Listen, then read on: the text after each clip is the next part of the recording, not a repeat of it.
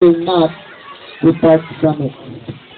Mga pangalawang magulang, nanay, ang sabi po sa mga pag-aaral, within 1 year to 4 years ng edad ng bata, yan po ang pinaka-the best na maipakita natin ang ating pagiging magulang. Ay, mga ninang. Dahil kung ano po yung kalang maiintindihan sa loob ng 4 na araw na yan, 4 na taon na yan, yan po probably ang kailang kalakihan.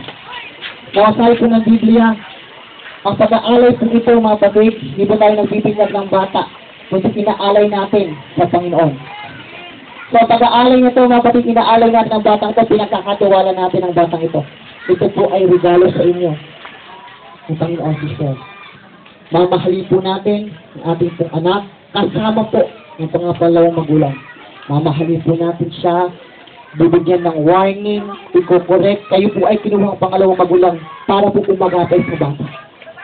Meron po kayong pagkakataon at karapatan na sawayin ang bata kung nagkakamali. Mahalin ang bata, ano mga bagay na yan? You have the right to do that. So, sa oras na ito, mga kapatid, nawa, itong ating ginagawa, magbuklod po kayo, tayo. Mag-isa tayo, tapos po sa batang ito. Amen. So, hindi pagkatagal mga kapatid, itong ating mga pastor, pari mo kayong umunod po dito mga kapatid, and we are going to pray first. Amen.